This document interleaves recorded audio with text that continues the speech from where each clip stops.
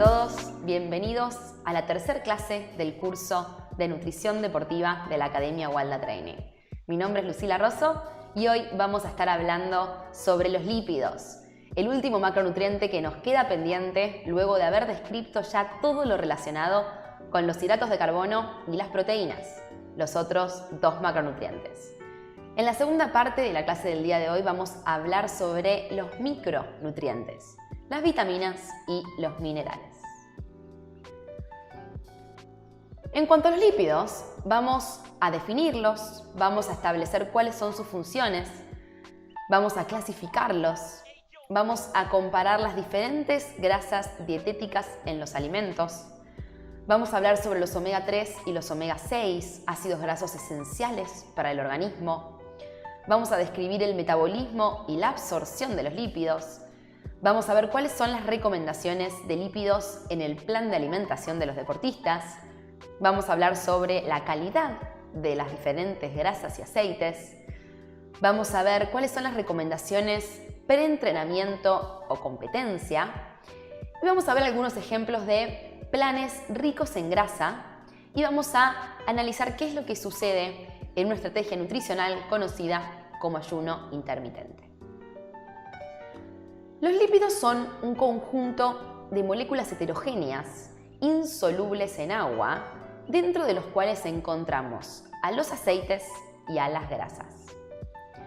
Los lípidos se encuentran formados por ácidos grasos y tienen como función principal ser energía de reserva, la cual es almacenada en el tejido adiposo de los animales. Los lípidos pueden ser tanto de origen animal como de origen vegetal. Se encuentran clasificados según su estado. Si se encuentran en estado líquido, van a ser clasificados como aceites. Y si se encuentran en estado sólido, serán clasificados como grasas. En cuanto a las funciones, si bien la función principal de los lípidos es ser energía de reserva, ya que aportan 9 kilocalorías por gramo, otras de sus funciones principales son formar parte de estructuras lipídicas, participan en la termorregulación, es decir, la regulación de la temperatura corporal, participan en la síntesis de diversas hormonas, aportan sabor y textura a los alimentos, algo de lo que todos somos conscientes, y también participan en el transporte de diferentes moléculas, como por ejemplo las vitaminas liposolubles o vitaminas solubles en lípidos, de las cuales hablaremos en la segunda parte de la clase. Todas estas funciones son importantes para el organismo. Sin embargo, en la clase de hoy nos centraremos principalmente en la función de los lípidos como reserva de energía, ya que es la función más importante en relación al rendimiento deportivo. Los ácidos grasos, es decir, las moléculas que componen a los lípidos, se clasifican según su grado de saturación, en saturados e insaturados. Dentro de los insaturados podemos encontrar a los monoinsaturados y a los poliinsaturados.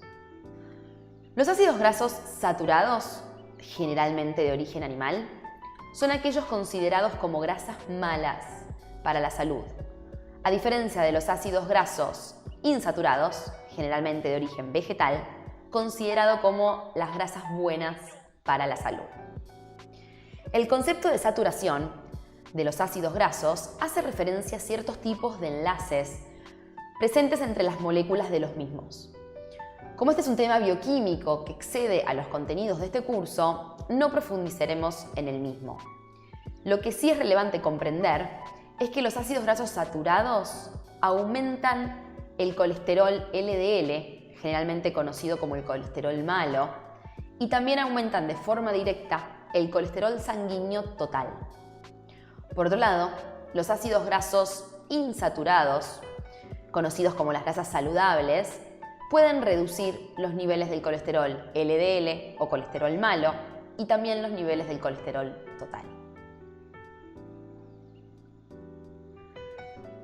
En este gráfico podemos observar las diferentes fuentes alimenticias de los diferentes ácidos grasos. Por un lado podemos ver a los ácidos grasos saturados. Estos están presentes principalmente en el cuerpo de los animales, tanto en sus carnes como en sus secreciones como leche y huevos, así como también en derivados lácteos como manteca, crema, queso, entre otros. Por otro lado, están presentes en alimentos de origen vegetal, como en el coco, en el aceite de palma y también en el maní. Por otro lado, podemos observar las fuentes alimenticias de ácidos grasos insaturados. Dentro de los insaturados podemos diferenciar a los monoinsaturados, considerados como no esenciales, ya que nuestro cuerpo puede sintetizarlos, y a los poliinsaturados, considerados como esenciales, ya que debemos ingerirlos a través de los alimentos porque nuestro cuerpo no es capaz de producirlos o sintetizarlos.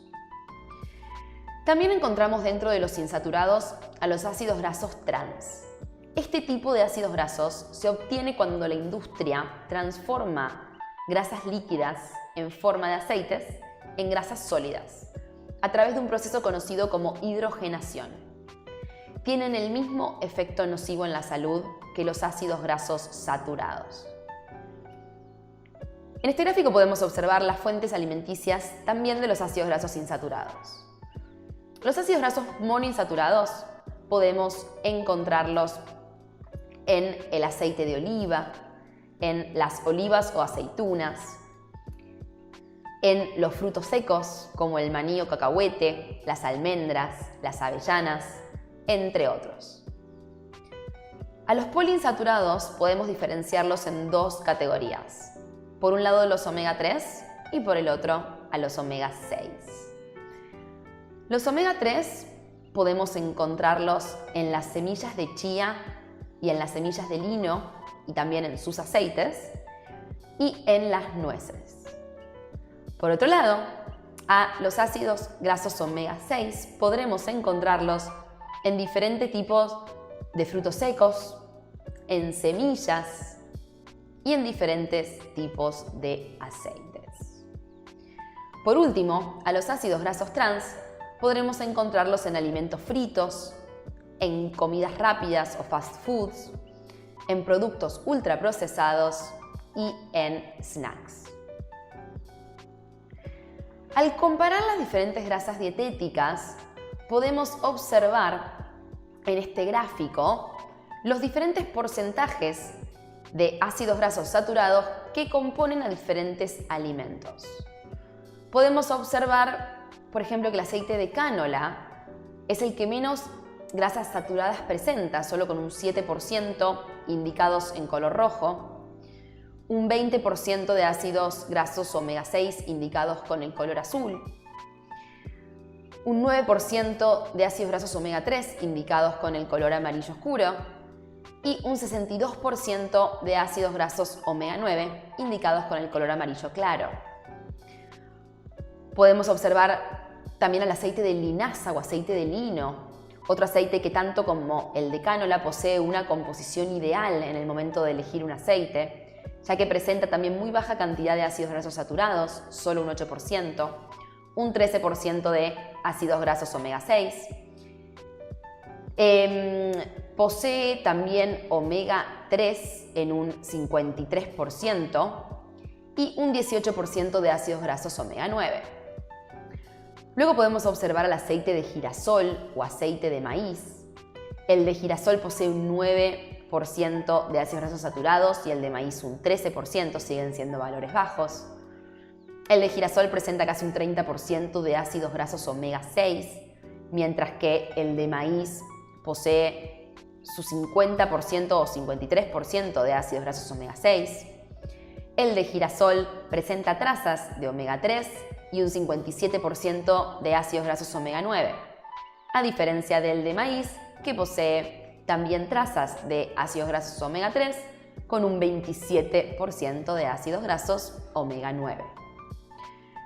Luego podemos observar al aceite de oliva, que presenta un 14% de ácidos grasos saturados, un 10% de ácidos grasos omega 6, un 1% de ácidos grasos omega 3 y un 71% de su composición es de ácidos grasos omega 9. Podemos ver al aceite de palma con un 49%, es decir, casi su mitad, formada por ácidos grasos saturados. Este es un aceite que suele verse ampliamente utilizado por la industria en productos ultraprocesados, por eso su gran contenido de ácidos grasos saturados. Un 9% de ácidos grasos omega 6 y un 37% de ácidos grasos omega 9.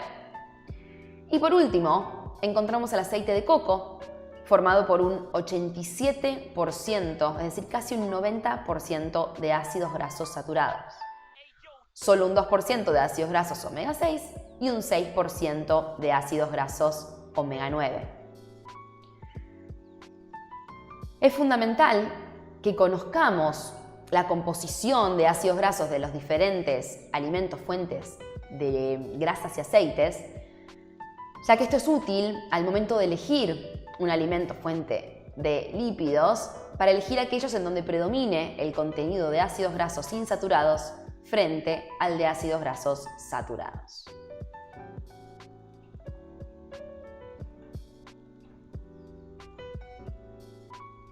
En relación al metabolismo y la digestión de los lípidos, es necesario que conozcamos que la digestión es el proceso a través del cual reducimos el tamaño de los alimentos a pequeñas partículas para poder absorberlas. La digestión comienza en la boca. Por un lado se llevará a cabo una digestión mecánica a través de la masticación y por el otro una digestión química a través de enzimas presentes en nuestra saliva. La digestión química de los lípidos continúa en el estómago gracias a las secreciones gástricas y luego al llegar al intestino delgado, a través de la mucosa, los lípidos serán absorbidos en forma de triglicéridos para llegar a la sangre. Una vez en el torrente sanguíneo, los lípidos irán hacia el hígado, donde se unirán a diferentes proteínas para poder continuar su trayecto a través de la sangre. De esta forma, los ácidos grasos irán hacia los diferentes tejidos periféricos, como los músculos, y serán utilizados como energía en caso de ser necesario, o serán almacenados como energía de reserva en el tejido adiposo. Hay dos aspectos del metabolismo de grasas que son de suma importancia respecto al ejercicio. Uno de ellos tiene que ver con que las grasas solo pueden utilizarse como fuente de energía en condiciones aeróbicas. Recordemos que el ejercicio aeróbico es aquel que requiere de la presencia de oxígeno.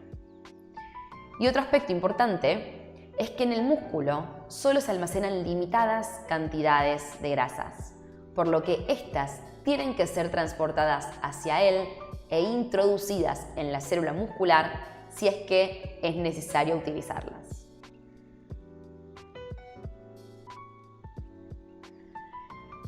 El concepto de permanencia gástrica, tal como su nombre lo indica, hace referencia al tiempo que permanece en el estómago cada uno de los diferentes nutrientes. De los tres macronutrientes, los lípidos son los que mayor tiempo permanecen en el estómago, seguidos por las proteínas y, por último, los hidratos de carbono. Conocer esto nos permite realizar las recomendaciones nutricionales en relación al ejercicio de forma adecuada. Si vamos a hacer actividad física, buscaremos que la última comida previa sea magra, es decir, baja en lípidos, para evitar cualquier tipo de disconfort o de molestias gastrointestinales. Es decir, que antes de entrenar, evitaremos consumir una comida alta en grasas, ya que esto generará molestias gastrointestinales. Lo recomendable preactividad física es realizar una ingesta alta en hidratos de carbono, ya que este es el macronutriente con menor permanencia gástrica. Es importante diferenciar el concepto de permanencia gástrica del de saciedad.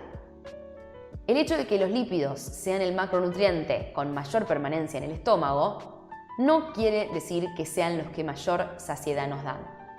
Por el contrario, las proteínas son el macronutriente que mayor saciedad aporta. Esto es importante, ya que en planes de déficit calórico será necesario realizar una ingesta alta en proteínas para que aquel deportista que esté buscando mejorar su composición corporal a expensas del descenso de tejido adiposo se encuentre saciado la mayor parte del tiempo. Habiendo descrito ya la digestión y el metabolismo de los lípidos, analizaremos a continuación cuáles son las recomendaciones nutricionales de los lípidos en el plan de alimentación del deportista. La alimentación de los deportistas debería tener entre un 20 y un 35% de lípidos respecto al valor calórico total. Esta cantidad de grasas deben ser cubiertas en el plan de alimentación del deportista para permitir que el deportista cubra sus demandas energéticas, la ingesta de ácidos grasos esenciales y el transporte de vitaminas liposolubles. En cuanto a la selección de la calidad de las grasas, la recomendación es que sean predominantemente de origen vegetal. Las fuentes alimenticias son las semillas, como las semillas de chía, de lino, de girasol, de calabaza, los frutos secos y sus mantequillas, como el maní, las almendras, las nueces, castañas o avellanas, los aceites vegetales, la palta y las aceitunas. La recomendación de la cantidad de lípidos en la alimentación del deportista dependerá en muchos casos del gasto energético y del objetivo de composición corporal. En el caso de que el deportista esté buscando disminuir su tejido adiposo, buscaremos acercarnos al mínimo porcentaje recomendado. Por el contrario, en el caso de que el deportista tenga un gran gasto calórico, buscaremos agregar buena cantidad de grasas en el plan, ya que éstas serán un gran aliado en que alcancemos estos altos valores de calorías. Pero siempre, más allá del valor calórico total, buscaremos que las fuentes alimenticias de lípidos sean saludables, es decir, de origen vegetal.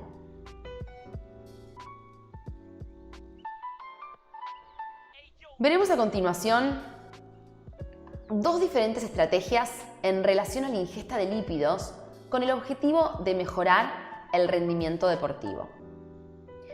Se han propuesto como supuestas estrategias, por un lado, planes de alimentación ricos en grasas y por el otro, el ayuno intermitente. Analizaremos primero los planes ricos en grasas o High Fat Diets.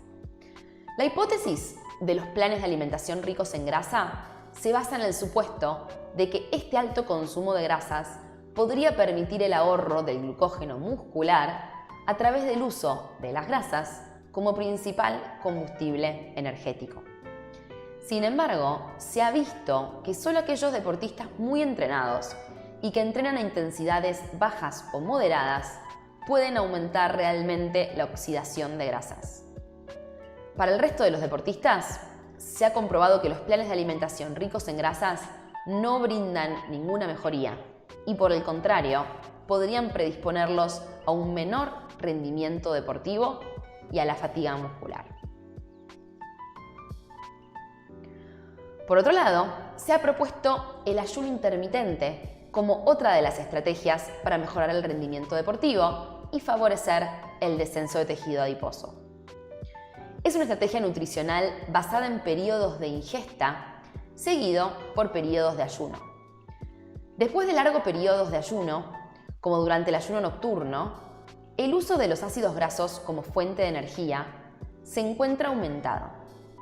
Sin embargo, varios estudios han documentado que este tipo de estrategias podría alterar el rendimiento deportivo y predisponer a los deportistas a la fatiga e inclusive podrían utilizarse proteínas del propio tejido muscular como combustible energético. Si el objetivo del entrenamiento es mejorar el rendimiento deportivo e inclusive si el deportista está buscando un aumento de su masa muscular, también conocido como hipertrofia, el ayuno no sería la estrategia alimentaria ideal. Por el contrario, si se está buscando un descenso de peso, lo aconsejable sería entrenar después de 3 a 4 horas de ingesta de una comida liviana. A continuación, hablaremos sobre los micronutrientes, vitaminas y minerales. Los micronutrientes son compuestos orgánicos de estructura variada, diferente de los hidratos de carbono, las proteínas y los lípidos. Se encuentran en los alimentos naturales en concentraciones muy pequeñas. Sin embargo, esto no quiere decir que su ingesta a través de los alimentos no sea de suma importancia para nuestro organismo. Cumplen un rol fundamental como cofactores en el metabolismo del sistema energético. También participan como antioxidantes al reducir el estrés oxidativo causado por la actividad física. Recordemos que las rutinas de actividad física pueden aumentar el recambio y pérdidas de ciertos de los micronutrientes, por lo que los deportistas deben ingerir mayor cantidad que las personas sedentarias. Si bien es cierto que la ingesta deficitaria de micronutrientes puede alterar el rendimiento deportivo, también es cierto que no hay evidencias concluyentes de que una ingesta por encima de las necesidades normales mejora el rendimiento deportivo. Una característica importante es que los micronutrientes no pueden ser sintetizados por el organismo, por lo que tenemos que ingerirlos a través de los alimentos. Cuando los micronutrientes no son aportados a través de la dieta o cuando no son absorbidos de forma correcta por el intestino, se desarrolla lo conocido como enfermedad por carencia. Comenzaremos describiendo entonces a las vitaminas. Son compuestos orgánicos esenciales para reacciones metabólicas específicas que no pueden ser sintetizadas por las células de los tejidos del hombre a través de metabolitos simples. Muchos actúan como coenzimas o parte de enzimas y se encargan de promover reacciones químicas esenciales. Una de las formas de clasificar a las vitaminas es según su solubilidad. De esta forma se clasifican en liposolubles, cuando son solubles en lípidos, y pueden ser hidrosolubles cuando son solubles en agua. Para la correcta absorción de las vitaminas liposolubles y su correcto transporte, es necesaria la ingesta de lípidos, es decir, de aceites y de grasas. Las vitaminas liposolubles son 4: la vitamina A, la vitamina D, la vitamina E y la vitamina K.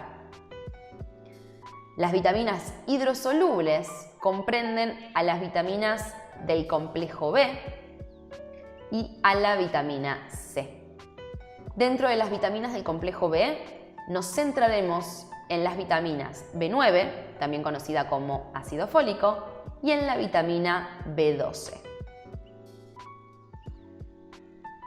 Es necesario comprender que las vitaminas liposolubles, si son consumidas en exceso, pueden acumularse en el organismo, ya que éste no puede eliminarlas a través de la orina, y pueden provocar efectos adversos, lo que es conocido como una hipervitaminosis. Es difícil que este padecimiento se produzca a través de la dieta, siendo más factible que se produzca debido al consumo indiscriminado de suplementos. Empezaremos por describir a la vitamina A. La vitamina A podemos encontrarla en los alimentos como vitamina A preformada y la encontraremos en alimentos de origen vegetal, sobre todo en aquellos en donde se encuentran los carotenoides. Por otro lado, podemos encontrarla en forma de retinol en cuerpos de animales y en sus secreciones, como leche y huevos, y en todos los derivados ricos en grasas, como manteca, quesos y crema. La vitamina A participa en la reproducción y en el desarrollo fetal, en el crecimiento, en la inmunidad. Tiene funciones de diferenciación celular, participa en el correcto mecanismo de la visión y tiene función también como antioxidante. sobre todo cuando la ingerimos en alimentos de origen vegetal. Si existe un déficit de vitamina A, pueden padecerse trastornos de visión como ceguera nocturna y xeroftalmia. Puede existir una mayor susceptibilidad a infecciones y pueden también padecerse trastornos de la piel como hiperkeratosis folicular. Por otro lado, si existe una toxicidad por una sobreingesta de vitamina A, puede padecerse anorexia, puede padecerse pérdida de peso, irritabilidad, trastornos del hígado como una hepatomegalia, en donde se presenta un hígado de gran tamaño, y puede haber también alopecia o pérdida del cabello. Vitamina D. La principal fuente de vitamina D es la exposición al sol. Al exponernos a los rayos ultravioletas del sol, la piel de los seres vivos sintetiza vitamina D3 o colecalciferol. Las recomendaciones generales son exponerse al sol 15 a 20 minutos, al menos 3 a 4 veces por semana, lo que daría un total de 60 minutos semanales. La recomendación general es que esta exposición se realice entre las 10 de la mañana y las 4 de la tarde. Por otro lado, podemos encontrar vitamina D2 o ergocalciferol en levaduras y también en las plantas. La función principal de la vitamina D es mantener los niveles de calcio y fósforo en sangre dentro de los valores normales. Sin embargo, la vitamina D también cuenta con un montón de funciones importantes para el organismo. Entre ellas, participa de un correcto funcionamiento de nuestro sistema inmune o sistema de defensa. En el caso de existir una deficiencia, aumenta el riesgo de padecer trastornos óseos como osteomalacia u osteoporosis. Puede también aparecer debilidad y o dolor muscular. En el caso de existir una toxicidad por una sobreingesta, puede haber hipercalcemia y pueden presentarse depósitos de calcio en tejidos blandos. Sumado a esto, pueden provocarse lesiones irreversibles en el hígado y en el corazón. Vitamina E. La vitamina E tiene como función principal su propiedad antioxidante. Recordemos que la actividad física aumenta el estrés oxidativo en nuestro organismo, por lo que es esencial la ingesta de alimentos fuentes de antioxidantes. Las fuentes de vitamina E son los aceites, como el aceite de girasol, maíz u oliva, los frutos secos, como las nueces, las almendras o los pistachos, las semillas, como las de lino, girasol o chía, y todos los alimentos que contengan aceites en su preparación. La deficiencia es rara en humanos. En el caso de existir, el riesgo es padecer una neuropatía periférica. Y en cuanto a su toxicidad, no se han encontrado efectos adversos a la sobreingesta. Vitamina K. La vitamina K existe en 3 diferentes formas. Existe como vitamina K1 o filoquinona, presente en las plantas de hojas verdes. Existe como vitamina K2 o menaquinona, la cual es producida por la acción bacteriana en el intestino. Y podemos encontrarla también como vitamina K3 o menadiona, que es la forma en la que la encontramos en los suplementos. Es una forma sintética. En cuanto a la función, la vitamina K participa de la coagulación sanguínea y de la adecuada mineralización ósea. Las fuentes de origen vegetal son principalmente vegetales de color verde, como el brócoli, la selga, la lechuga y la espinaca. En el caso de existir una deficiencia de vitamina K, aumenta el riesgo de padecer hemorragias, ya que se altera el adecuado proceso de coagulación sanguínea. Y en cuanto a su toxicidad, no se han registrado casos adversos. Habiendo descrito ya las vitaminas liposolubles, es decir, las vitaminas A, D, E y la vitamina K, pasaremos ahora a describir las vitaminas hidrosolubles, la vitamina C y las vitaminas del complejo B. La vitamina C es también conocida como ácido ascórbico. Debe ser incorporada a través de los alimentos, ya que el cuerpo humano no es capaz de producirla o de sintetizarla. Es una vitamina termolábil, ya que es sensible a las altas temperaturas. Es decir, que si cocinamos un alimento fuente de vitamina C, probablemente perdamos a esta vitamina. Y es una vitamina también sensible a la presencia de oxígeno en el aire, es decir, a la oxidación. Por lo que es necesario que al consumir un alimento fuente de ella, como un cítrico, se lo consuma en el momento, ya que al estar en contacto con el oxígeno puede perderse también el contenido de la vitamina C. Las fuentes de la vitamina C son los cítricos. Las naranjas, pomelos, kiwi, mandarina, limón. Los vegetales, como el tomate, el pepino, hojas verdes como acelga y espinaca. Y otras frutas como el melón, las frutillas y los frutos rojos. La función principal de la vitamina C es ser antioxidante. Participa en las reacciones oxidativas de las células musculares. En el caso de padecerse una deficiencia, puede presentarse una situación conocida como escorbuto.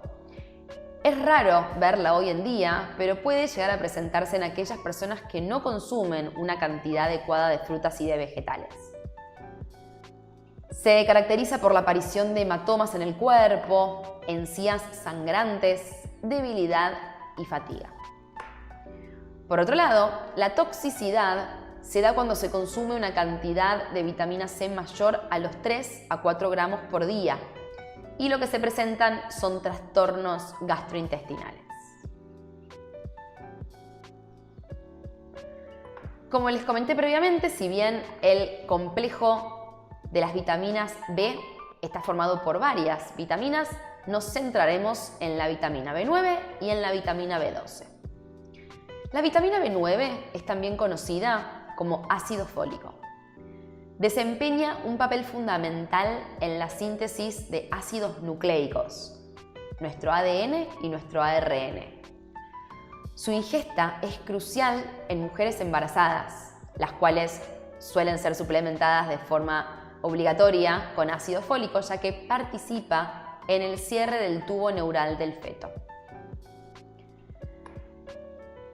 La vitamina B9 se encuentra en vegetales de hojas verdes, como la lechuga, la acelga, la espinaca, las hojas del brócoli, y también en las legumbres, como las lentejas, garbanzos, porotos, soja y arvejas secas. En el caso de existir una deficiencia de la vitamina B9, lo que se puede presentar es una anemia megaloblástica, es decir, una anemia en la que los glóbulos rojos tienen gran tamaño y no pueden llevar a cabo sus funciones de forma correcta. Junto a esta anemia vendrán todos los típicos síntomas de esta situación, como cansancio, debilidad, mareos, cefaleas, falta de concentración, entre otros. Y también pueden aparecer diversos trastornos hematológicos. La toxicidad de la vitamina B9 se da solo con suplementos, y lo que se presentan son alteraciones gastrointestinales y también neurológicas. La vitamina B12, también conocida como cobalamina, es una vitamina de origen bacteriano, es decir, que la sintetizan bacterias presentes, por ejemplo, en suelos contaminados, en aguas contaminadas y también en la materia fecal. Por otra parte, podemos encontrarla en cuerpos de animales y en sus secreciones, como leche y huevo, y también en derivados lácteos. La vitamina B12 cumple funciones cruciales en el organismo, entre las que podemos mencionar a una correcta función cerebral y una correcta función del sistema nervioso. Participa en nuestro sistema inmuno, sistema de defensa, participa en la fertilidad, participa en la función muscular, participa en nuestra correcta energía, entre otras funciones. Si se presenta un déficit de esta vitamina, puede aparecer también una anemia megaloblástica, al igual que cuando existe un déficit de vitamina B9 o ácido fólico. Los síntomas también son debilidad, cansancio, cambios de ánimo, tendencia a la depresión, falla de memoria y concentración. Puede aparecer hormigueo en las manos y en los pies, es un típico signo. Puede haber palidez, infertilidad, déficit de crecimiento en niños y también alteraciones cardiovasculares. Es fundamental comprender que todas aquellas personas vegetarianas y veganas deben suplementarse con vitamina B12, la cual es una suplementación económica generalmente y de bajas cantidades cuando uno solo debe mantenerla en los valores normales. Habiendo descrito ya las vitaminas, describiremos ahora a los minerales. Los minerales pueden ser clasificados en macrominerales, microminerales y elementos traza. Los macrominerales son aquellos que debemos ingerir en una cantidad mayor a los 100 miligramos diarios. Ejemplos son el calcio, el fósforo, el potasio y el sodio, entre otros. Los microminerales u oligoelementos son aquellos que debemos ingerir en una cantidad menor a los 100 miligramos por día. Ejemplos son el hierro y el zinc, entre otros. Y por último, los elementos traza son aquellos cuyas cantidades a ingerir se expresan en microgramos o nanogramos. Dentro de los macrominerales encontramos al calcio. El calcio es el mineral más abundante en el organismo. El 99% del calcio se encuentra en los huesos y en los dientes. Y solo un 1% se encuentra en la sangre y en los tejidos blandos. Por eso es que si uno quiere conocer cuáles son sus valores corporales de calcio, un análisis de sangre de laboratorio no suele ser la prueba ideal. Sería preferente, por ejemplo, realizarse una densitometría. En cuanto a las funciones del calcio, la principal es formar parte de la estructura y la conservación adecuada de huesos y de los dientes. Es también estabilizador de las membranas celulares. También tiene varias acciones metabólicas, es decir, actúa como estabilizador de las membranas celulares, afectando de esta manera la función de transporte de las células, y también es necesario para la transmisión nerviosa y la regulación del latido cardíaco. Existen varios factores que modifican la correcta absorción de este mineral. Los factores que favorecen la absorción del calcio son situaciones en las que se encuentran aumentadas las necesidades, como puede ser, por ejemplo, el crecimiento, el embarazo, la realización de actividad física y situaciones en donde se presenta una deficiencia de calcio. Otro factor que favorece su absorción es la lactosa o el azúcar de la leche. También favorecen la absorción del calcio la ingesta de proteínas junto a alimentos fuente de calcio y adecuados valores de vitamina D en sangre. Por otro lado, entre los factores que disminuyen la correcta absorción del calcio, podemos mencionar un déficit de vitamina D, el ácido oxálico u oxalato, presente por ejemplo en vegetales de hojas verdes como la selga y la espinaca, el ácido fítico, presente en las cáscaras de cereales, de granos, de legumbres y de semillas, la presencia de fibra y cuando existe una mala proporción entre calcio y fósforo. Las fuentes de calcio son las crucíferas, es decir, el kale, el brócoli, el coliflor, los repollitos de Bruselas, entre otros. Los frutos secos, principalmente las almendras y las mantequillas de almendras. Las semillas, principalmente las semillas de sésamo y su pasta, el tahini, junto a las semillas de amapola. Las legumbres, como los porotos blancos y los garbanzos. Y también las secreciones de mamíferos, como la leche y derivados, como yogures y quesos. En el caso de existir un déficit de calcio, aumenta el riesgo de padecer osteoporosis y también tetania. En el caso de existir toxicidad, sobre todo por la ingesta de suplementos de calcio, aumenta el riesgo de padecer una nefrolitiasis, es decir, la aparición de piedritas de calcio en el riñón. Existe el riesgo de padecer una insuficiencia renal y también de padecer un síndrome de hipercalcemia. Analizaremos ahora al hierro. El organismo contiene de 3 a 4 gramos de hierro que se distribuyen de la siguiente manera. Entre un 55 y un 60% se encuentran junto a la hemoglobina. Entre un 30 y un 35% se encuentran depositados en el hígado, el vaso, el riñón y la médula ósea. El resto del hierro forma parte de numerosas enzimas. El hierro tiene acciones en el transporte respiratorio de oxígeno y de dióxido de carbono. Participa como un elemento activo de las enzimas relacionadas con el proceso de la respiración celular. Participa también en las funciones del sistema inmunológico o de defensa y en el sistema cognitivo. El hierro se clasifica en 2 grandes grupos. Por un lado, el hierro hemo o hemínico y el hierro no hemo o no hemínico.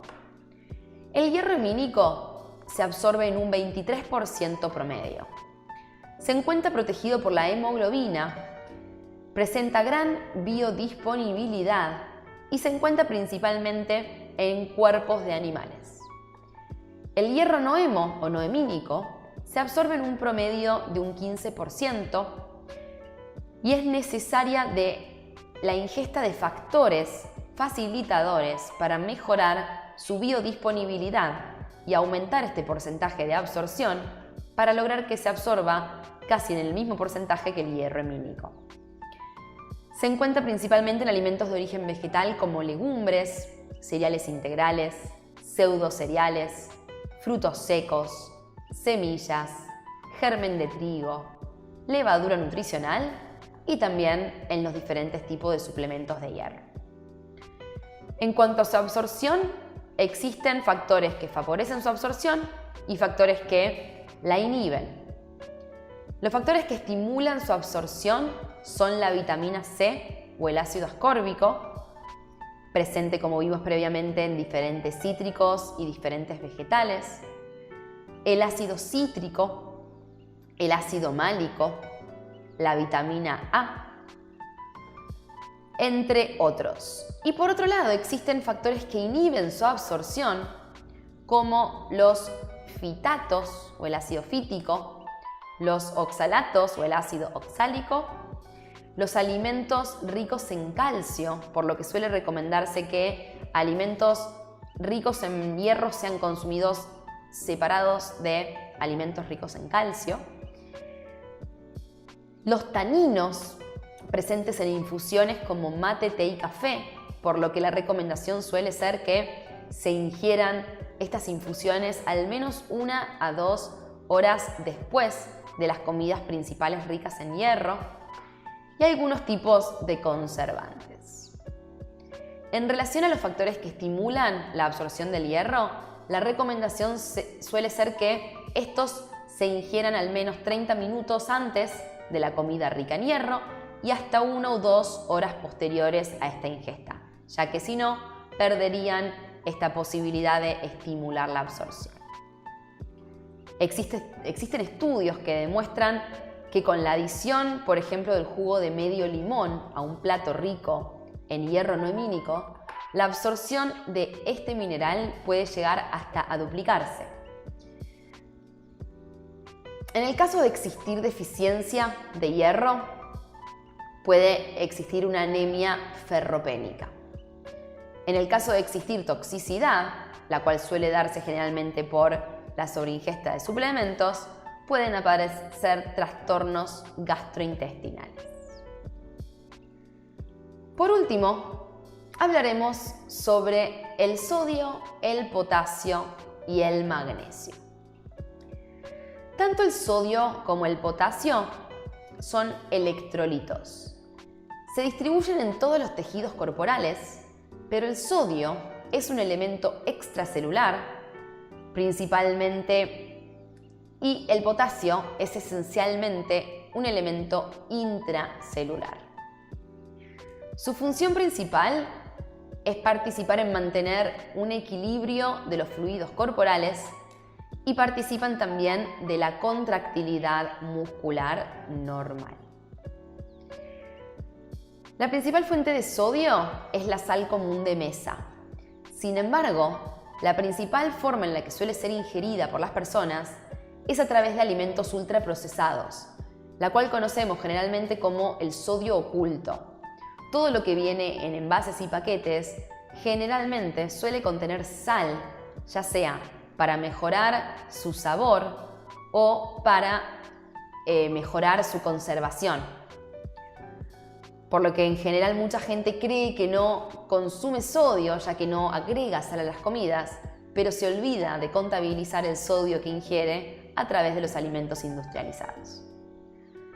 Por otro lado, tenemos al potasio, el cual encontramos principalmente en las legumbres como lentejas, garbanzos, porotos, en los vegetales, en las frutas y también en el cacao o chocolate.